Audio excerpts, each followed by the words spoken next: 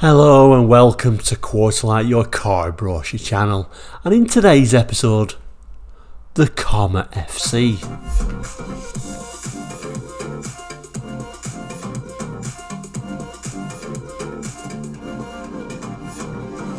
Welcome back, and Quarterlight, if you don't know, we look at car brochures 3 times a week here on YouTube, looking back at cars that you may remember.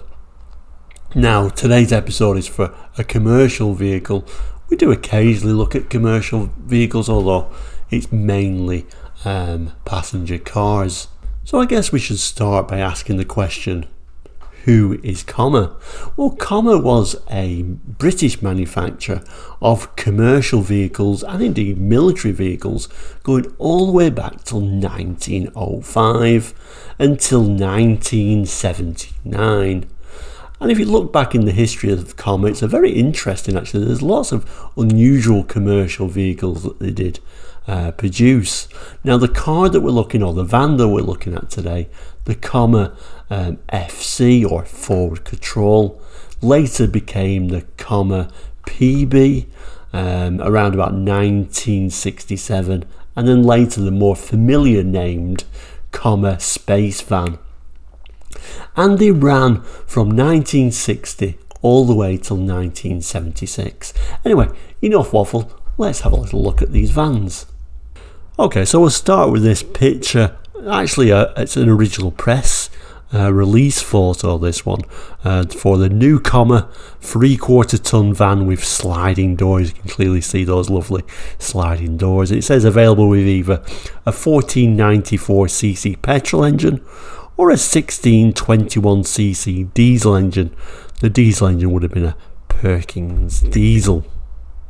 Things I kind of like just zoomed in just to look at these. That nice sliding door, and that seat, not much of a seat, is it? It doesn't look very comfortable, and certainly in the 60s vans weren't the nicest place to be. But you know, this predates the Ford Transit, of course.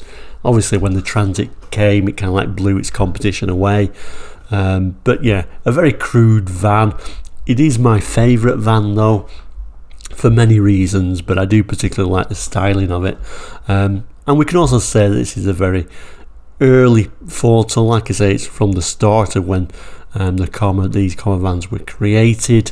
You can see that there isn't even a grille at the front. There's usually a big grille, but here we've just got these kind of like chrome strips. We've usually got a side light and an indicator. Here we've just got it does look like just a side light, doesn't it?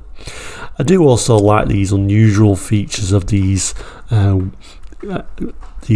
front and rear wheels being half enclosed to make a very attractive looking design, really.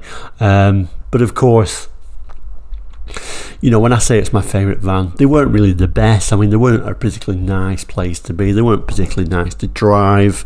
They were very noisy at high speed, but still, it will always be my favourite van, just from that styling alone. Anyway, so I just wanted to start with this very early one. Somebody has very roughly just scribbled 61 at the back. Presumably this photo is probably from 1961 as the cat makes an appearance. Moving on, and yes, like most fans I guess, they were often converted to being a motor caravan, or in this case this one's an auto sleeper. Lovely little picture, isn't it, with the top up there. Also very interesting because of all these different stamps. So let's have a look at a few of these stamps before we actually open the brochure up. The brochure itself is actually dated February 73, although, you know, it's at some point ended up at the London Auto Show, date stamped October the 17th, 1973, which is a nice little bit of history. But even more unusual, it says received by the MVMA December 1973 pattern research. So it went from the London Auto Show to some pattern research. So what is this MVMA? Where did it end up? Whereabouts is that in the UK? Well, it didn't end up in the UK, as you can see by this other stamp. It ended up at the Patent Library in Detroit in 1973. So it's really been all over the place, this particular brochure, hasn't it?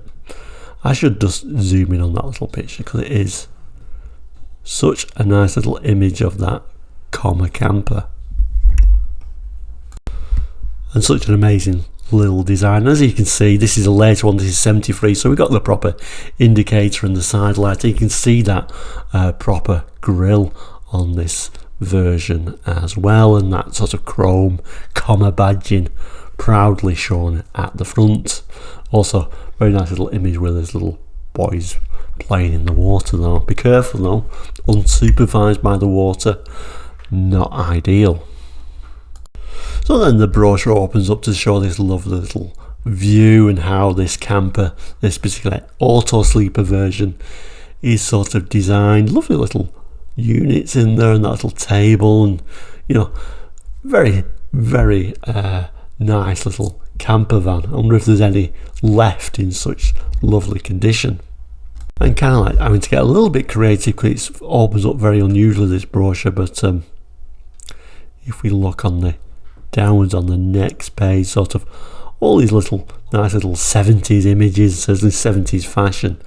Having a look inside there, and you know, these front seats actually look very nice. I wonder what they're actually from. Much more comfortable driving seats on this particular version, and this unusual bed layout going widthways by the looks of it. But I guess one of the beauties of it, the design of these little commas, you know, they were amazing how much you could actually get inside them.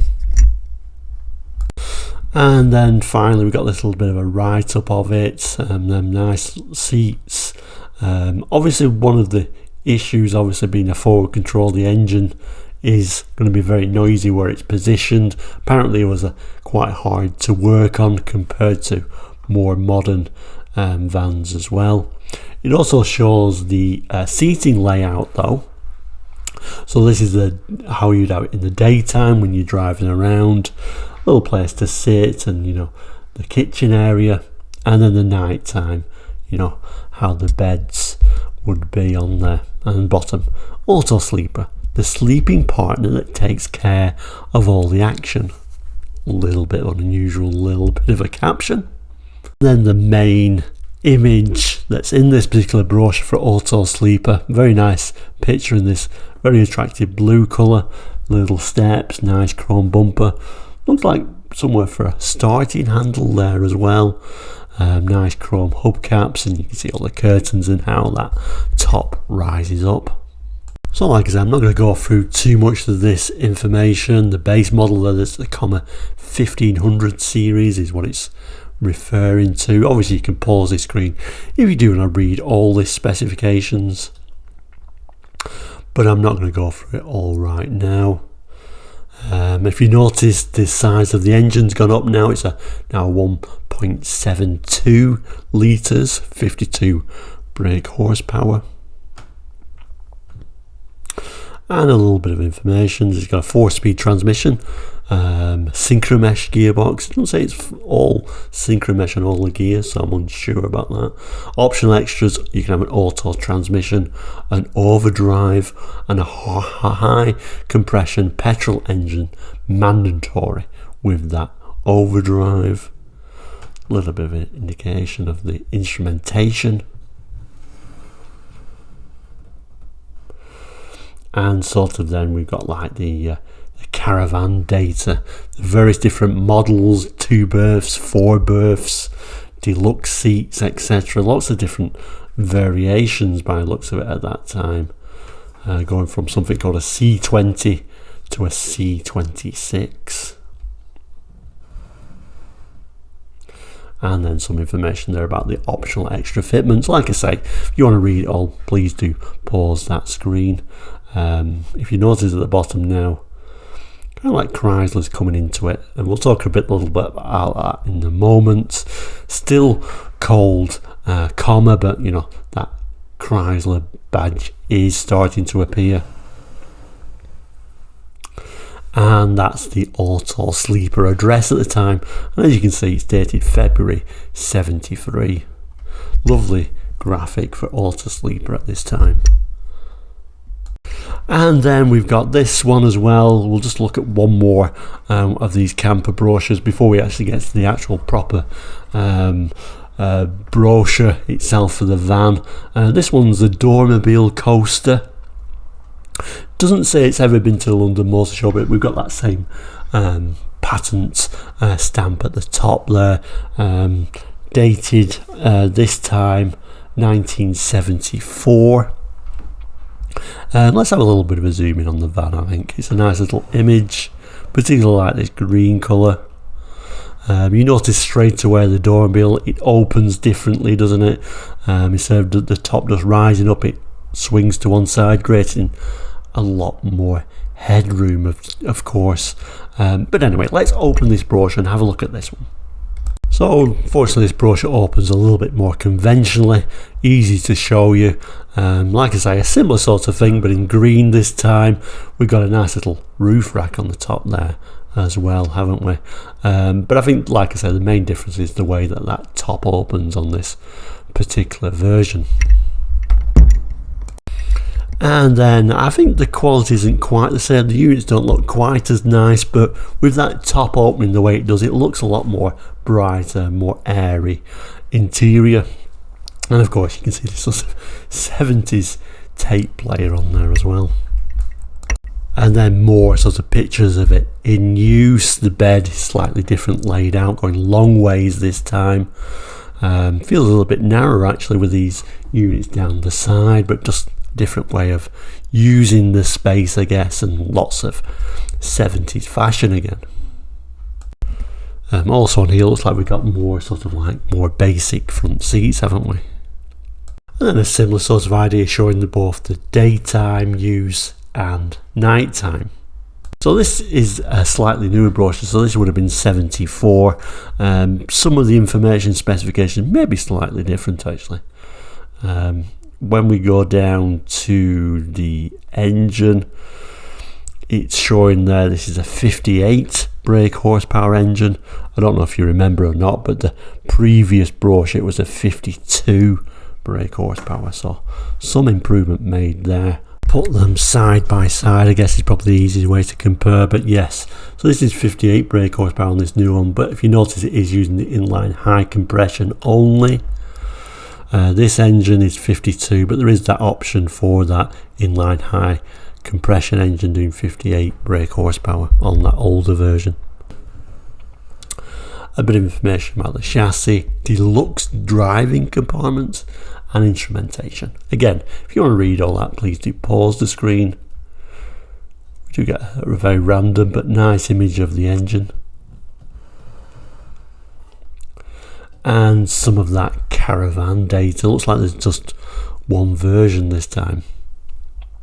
And again, we've got the comma and that little Chrysler, Chrysler Europe or Chrysler UK as it says here.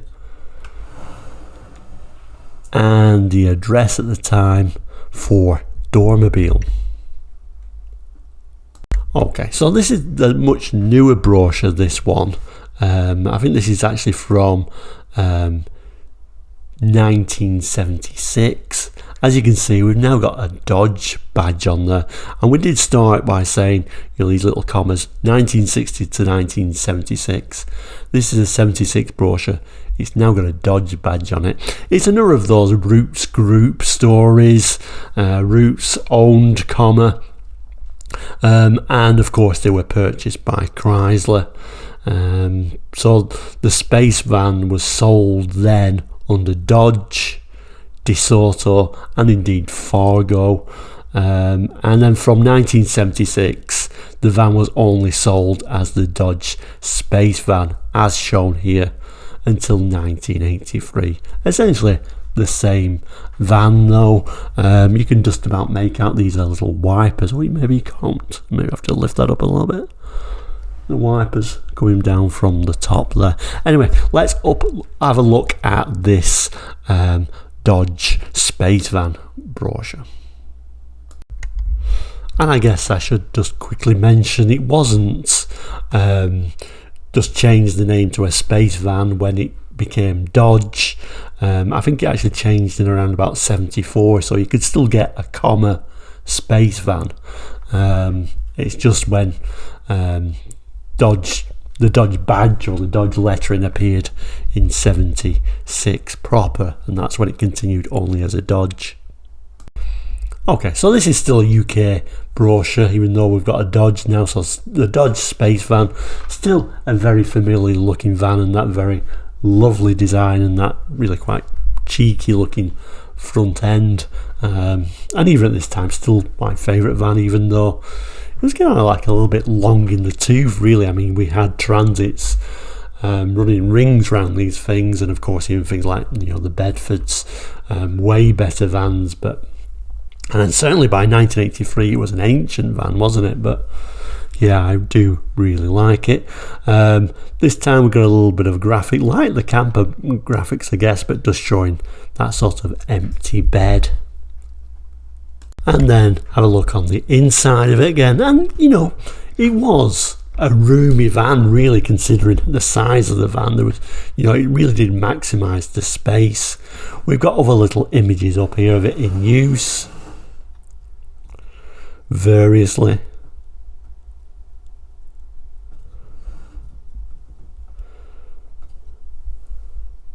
You know, so a typical van brochure is showing it random pictures of people putting things in and out of it. And a look at the inside. A very sort of sparse interior, really. And here it's going, talking about crew space, the Dodge Spacevan's speciality. Let's just read a little bit of this, I think. So it says here, essentials to any really efficient delivery vehicle are easy access and room to work without hindrance. The Dodge cab has those essentials: wide doors, plenty of headroom and elbow room, stacks of leg room and knee room, hinged or sliding doors, optional third door. They're all necessary to the mobility of driver and passenger. The Dodge van offers unrivaled working space and cross-cab access with a gear lever cranked out of the way of feet. Standard or deluxe versions of the cab are available, both very well equipped with all the essentials for efficient control. There's big clear instrument binnacle right in front of the driver, easy to see at a glance and carefully finished in anti-glare matte black. Separate instruments are easy to read than the combined types some other vans offer, etc, etc. And we've got a little bit of image of this, and like I say, still not the nicest van in the world to drive. I think the key points with these really are the price. The brakes were supposed to be quite good as well, and actually surprisingly they were quite good at cornering. Negatives, of course, was that power, very uncomfortable, and the top speed really wasn't there. Or, I mean, you could get to motorway speeds, but it was very noisy. And a little bit of a lovely sort of 70s image there, isn't it? Very nice. A look at that seat, same sort of seat as we saw on that later caravan brochure, actually. It looks like that was the deluxe seat. The deluxe cab gives you even more super comfortable deep cushioned seats for driver and passenger as standard. Padded door trim panels to match those seats, except with sliding doors. Padded fascia, full headlining in grained vinyl, grab handles, large ashtray, cigarette lighter, battery condition meter, chrome plated front and rear bumpers. So every time you see one with the chrome bumpers, it's the deluxe version apparently. You've got these little nice little images. It says dependable drive lines. Dodge vans are built for hard service. And then at the bottom there we get some images of those engines, and then these rather nice images of these what would you refer to, like a crew bus type thing. It says here people power. Dodge has got them on the move. So these are all like crew bus type designs, very nice. I wish I had one of those today. They are a very nice looking little van. And this nice one with these very unusual sort of curved windows, aren't they, curving around the back. Very crude seating though. I'm not sure you would get away with just putting the equivalent of a park bench in the back. But there we go. A nice little fold down step we've got there though, haven't we? This blue one seems to have proper seating in this one. The white one, not quite so much. I guess it's got a black bumper on, isn't it? So the black bumper is the lower spec model, and this would have been your deluxe version. And if we look down the bottom there are those park bench seats, or this quite a nice little layout there on this deluxe version. And then we get this image of all the different variations you can have, so we'll certainly have a look at these images now. And there we go, we can see this nice yellow one. We can also just about see the wipers, how they would work from the top. Also a black bumper version, so the standard model. This unusual high top version. And this very bizarre, isn't it? It's like a pickup but with a top on there as well. So how unusual is that? I don't think I've ever seen one spec like that. Or indeed like that, a pickup with sort of like a half covering at the back. More high top versions with sort of a corrugated sort of panel to open up. Sort of your standard removal van type. And again, that sort of high top removal van style. And again, and then if we go down, we've got another sort of van, chrome bumper again, and these three very unusual ones.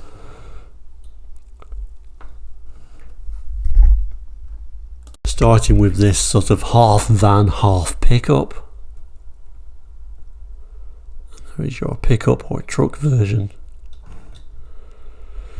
and your sort of hydraulic lift, and then finally we've got an image of, you tell me what that is. Some kind of wooden structure on the back. Is it supposed to be part of the van? I'm not sure.